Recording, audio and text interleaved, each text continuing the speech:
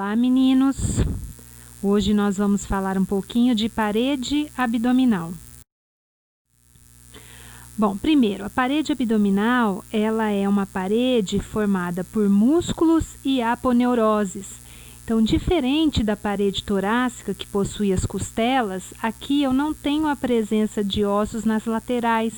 Então, somente lá na região posterior, a coluna vertebral. Então, se vocês lembrarem, as aponeuroses, elas são fixações laminares dos músculos.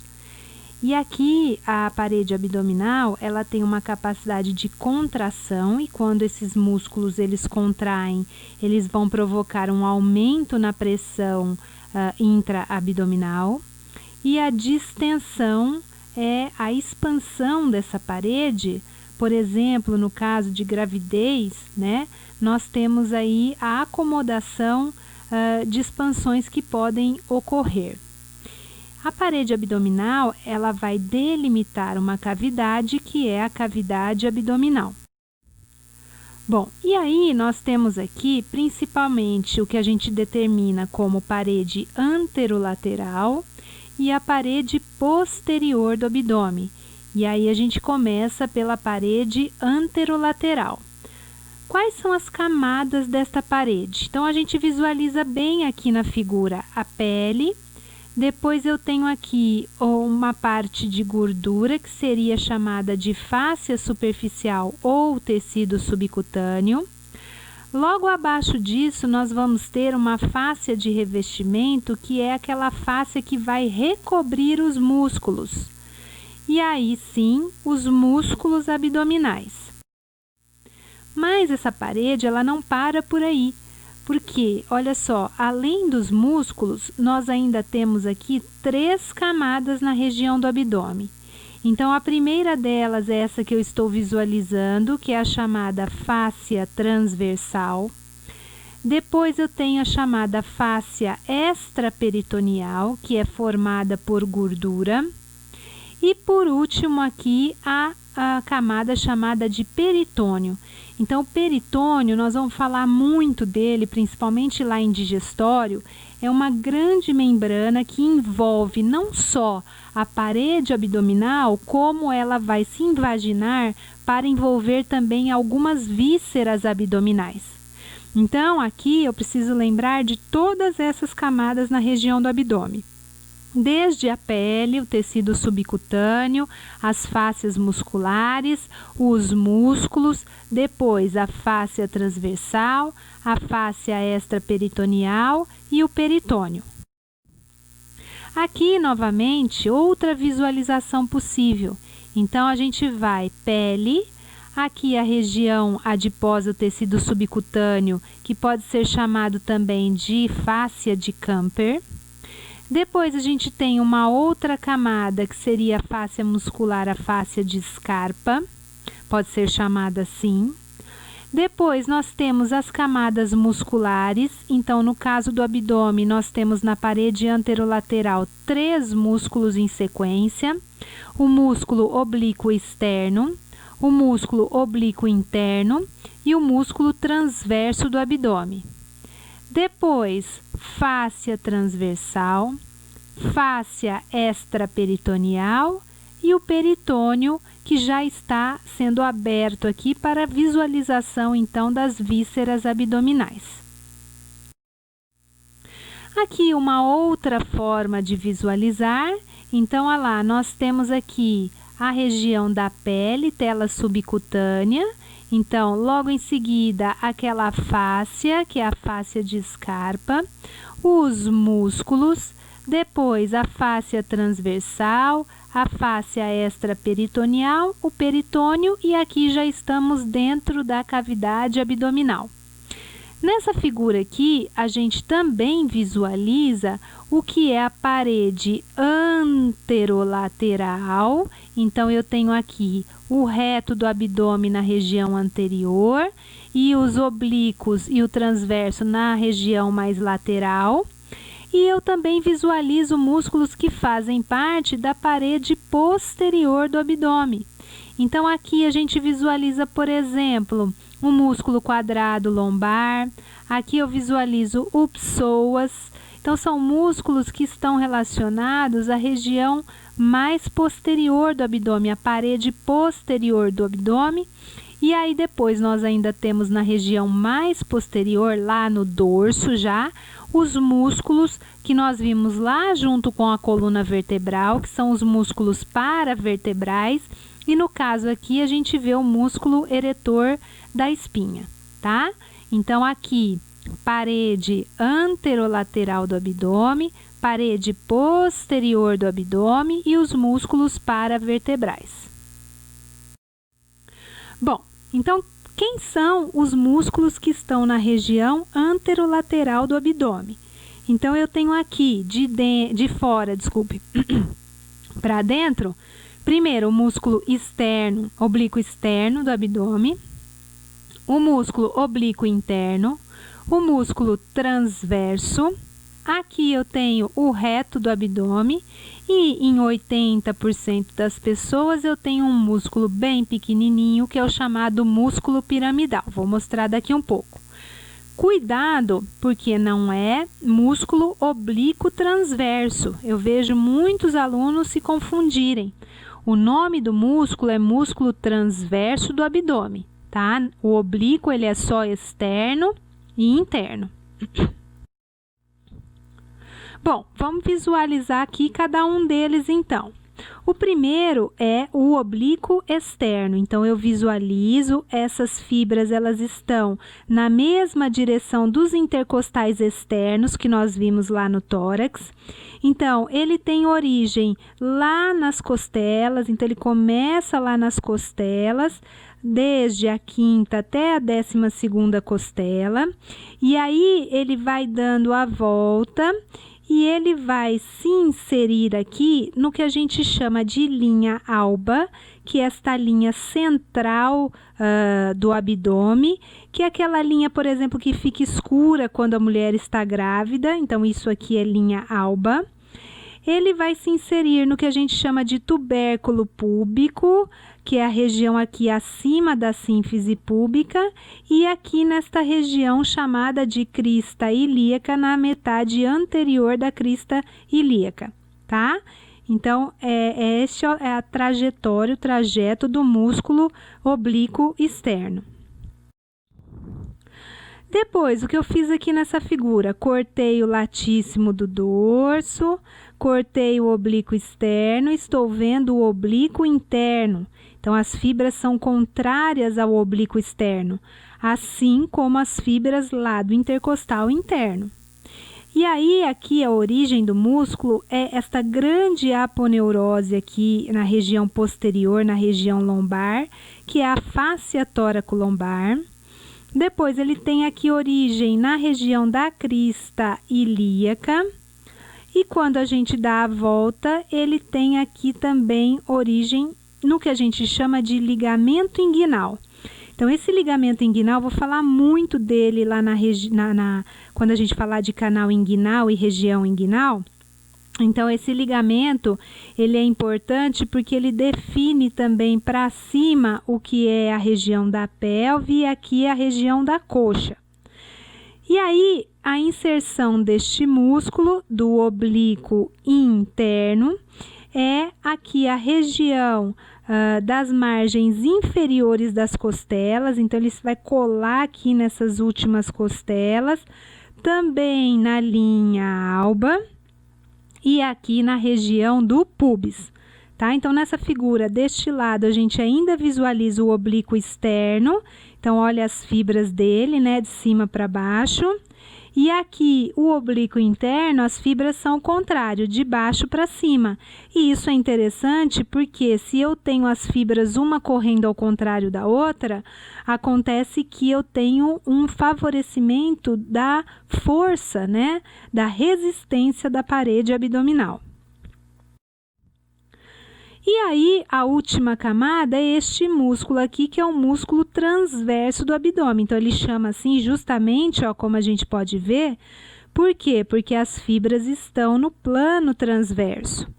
Então ele sai lá da fáscia toracolombar, ele sai aqui da região das costelas, das faces internas, das cartilagens costais, da crista ilíaca e lá do ligamento inguinal, ó, vamos visualizar aqui mais fácil, da região do ligamento inguinal. E aqui, né, as cartilagens costais, então ele passa aqui por dentro agora das cartilagens costais. E ele vai se inserir aonde? De novo, todos eles vêm até a linha alba, daqui um pouco nós vamos ver o que acontece. Aqui a região da crista púbica e a linha pectínea do pubis. Então, esse músculo ele é o mais interno de todos. Bom, esses músculos, eles vão fazer o quê? Eles vão fazer a compressão e sustentação, das vísceras abdominais, e eles vão fazer flexão e rotação do tronco a depender. Se eles estão funcionando dos dois lados, eu tenho a flexão. E se eles estão funcionando somente de um lado, eu vou ter a inclinação lateral e a rotação do tronco, ok? Bom, aqui, só para dar um zoom na região inguinal, então, para a gente visualizar que eu tenho aqui o oblíquo externo, eu tenho aqui o oblíquo interno, eu tenho aqui o transverso e depois aquelas camadas outras que nós já falamos. Mas o que eu quero que vocês percebam aqui é que esses músculos, eles vêm aqui até a região inguinal. Então, aqui eu estou visualizando o ligamento inguinal. E o que é interessante é que vai haver a presença de um canal nesta região, que é o canal inguinal. Neste caso aqui, o que aconteceu é que o testículo, ele vai descer por este canal, né? E vai lá para a região do escroto. E este canal, ele é também, ajuda na formação dele, vem dessas aponeuroses desses músculos aqui da região do abdômen. Ok? E depois a gente visualiza isso a gente estuda isso com mais detalhes. Bom, e aí o músculo anterior é o reto do abdômen. Então, tem um de um lado, o outro do outro. Aqui a gente vê que ele está fechado, aqui a gente vê ele aberto, porque na verdade ele fica dentro de uma bainha. E essa bainha é justamente formada pelas aponeuroses dos músculos laterais. Então, esse músculo, ele tem origem na região da sínfise púbica, crista púbica, e ele vai até lá em cima nas cartilagens da quinta a sétima costela, então ele para aqui nessas cartilagens, e também no processo xifoide do osso externo. O reto do abdômen, então, a gente consegue mobilizá-lo tanto na sua porção mais superior quanto na sua porção mais inferior. Então, ele faz flexão de tronco e ele aumenta a pressão intraabdominal. Por exemplo, quando a gente expira de forma forçada, no vômito, na defecação, micção, no parto, que são aí funções que a gente precisa do aumento na pressão intraabdominal, ok? E aí, aquele músculozinho que eu falei para vocês, que é o músculo piramidal, então um músculo bem pequenininho, que existe somente em 80% das pessoas e que a ação dele é descrita como tensionar a linha alba. Então, ele fica aqui nesta região, olha só, ele é bem pequenininho e ele vai desde aqui a região da crista púbica até a linha alba. Então, ele existe em 80% das pessoas. Lá no laboratório, a gente consegue visualizar bem o músculo piramidal. Nós temos uma peça que tem esse músculo. E aí, como eu falei para vocês, a bainha do reto abdominal, ela é formada, pelas aponeuroses desses músculos na parede lateral. Então, aqui é um corte transverso, a gente visualiza o oblíquo externo, oblíquo interno, transverso. E o reto do abdominal sendo abraçado, pelas aponeuroses desses músculos. Mas o que acontece aqui é que eu tenho um padrão diferente acima do que eu chamo de linha arqueada e abaixo do que eu chamo de linha arqueada. Então, vamos lá. Acima da linha arqueada, o que é que acontece? Vamos acompanhar aqui. O oblíquo externo, ele vem, passa pela frente do músculo. O oblíquo interno vem, se divide, parte para frente, parte para trás do músculo. E o transverso vem por trás do músculo. Então, o músculo ele fica completamente envolto nesta bainha. Eu tenho a mesma quantidade de tecido para frente e para trás. Agora, abaixo da linha arqueada, o que que acontece? Todas essas aponeuroses, elas vão para frente do músculo. Então, o que que eu fico aqui atrás? Eu fico com o peritônio, com a fáscia extraperitoneal e com a fáscia transversal. Então, o que acontece é que abaixo da linha arqueada, esta parede posterior, ela é muito mais fraca do que a parede anterior do músculo reto do abdômen. Então, olha só, visualizando de uma outra forma aqui, eu visualizo o músculo e aqui sem o músculo, esta é a linha arqueada, então a gente percebe que a bainha na região posterior ela é muito mais forte para cima da linha arqueada do que para baixo. Porque, na verdade, aqui abaixo, eu tenho todas as aponeuroses do músculo passando pela frente do reto. E na região posterior só sobrou aquelas outras membranas, peritônio, fáscia extraperitoneal e fáscia transversal, ok? Por que que isso é importante? Então, nós vamos falar depois, por exemplo, das hérnias abdominais, das hérnias inguinais, e isso traz repercussões diretas na formação dessas hérnias, ok? Então, depois a gente fala disso com mais calma. Bom, e a parede posterior? Então, já havíamos visualizado esta figura. Então, aqui eu tenho o músculo psoas, aqui eu tenho o quadrado lombar. Vamos visualizar de outra forma. Então, aqui eu tenho, olha lá, a parede posterior, primeiramente lembrar desta grande aponeurose, que é a fáscia tóraco-lombar. E aí, quando a gente visualiza a parede por dentro, então eu vejo aqui o músculo psoas maior, o músculo psoas menor, que fica acima dele. Ao lado, eu tenho aqui o músculo quadrado lombar e o músculo ilíaco.